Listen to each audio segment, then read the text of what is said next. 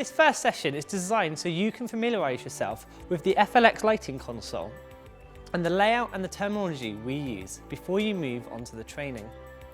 What we will cover is also detailed in the first few pages of the Flex Quick Start Guide, available to download from the Zero88 website.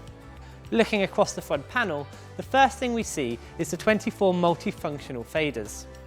Their function can be changed with a tap of this fader function button. When set to channels, each fader directly controls the intensity of each of your lights.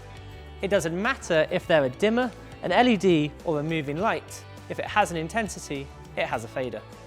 The button below the fader allows you to select the channel, ready to control any additional functionality. For example, the channel's colour or its pan and tilt. The page up and page down buttons allow you to page through all the channels on your console. Pressing both at the same time will take you back to page 1. Tapping fader function will switch the faders into playbacks. On each of these playbacks, you can record a single or multiple lighting state, known as cues. The button below each fader acts as a go button to cycle through the cues on that playback.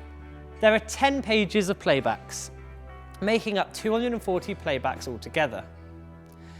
If you'd like more than 24 physical faders, one or more of the Zeros wings can be plugged into Flex via a single USB cable.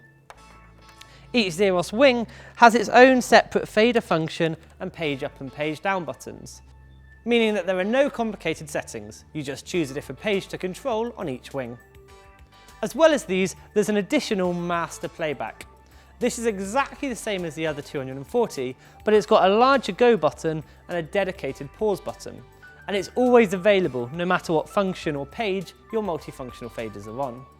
These 4 buttons are your user definable keys, or UDKs, and they are useful for house lights, working lights, strobe, smoke machines, blinders, etc.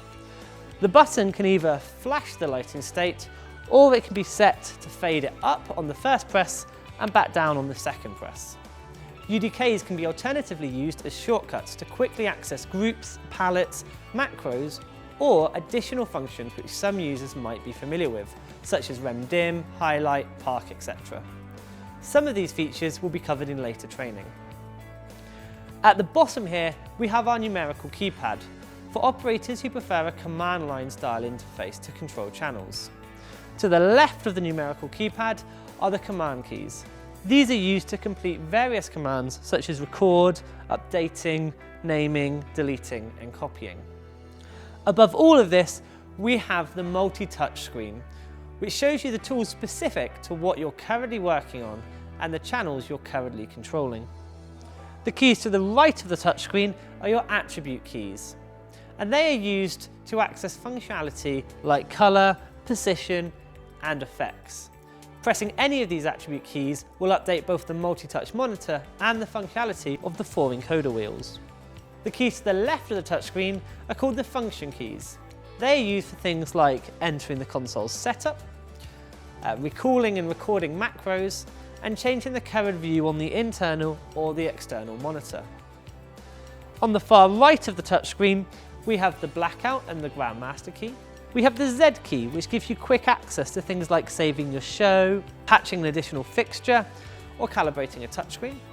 And the arrow keys, which can be used for navigating around the monitors. On the rear of the console, we have a Kensington security slot, a Nutric PowerCon True 1 for the power input, a DVI-D for an optional external monitor, which can also be a touchscreen, 2 USB ports along with the 3 others on the sides and the front, a Nutric Ethercon for networking, 2 5-pin DMX outputs, MIDI in and through, a sound to light input, and a 9-pin D-sub connector for 8 close contact remote triggers. The optional external monitor shows all the channel intensities in the top half of the screen and your cues in the bottom half. An overview of all your playbacks is also available by tapping the View button. Tapping it again will take you straight back to your cues. You can also view the 4 attribute windows by pressing the palettes window in the bottom right of the corner, or by pressing Shift and View together. This is really useful to help speed up operation.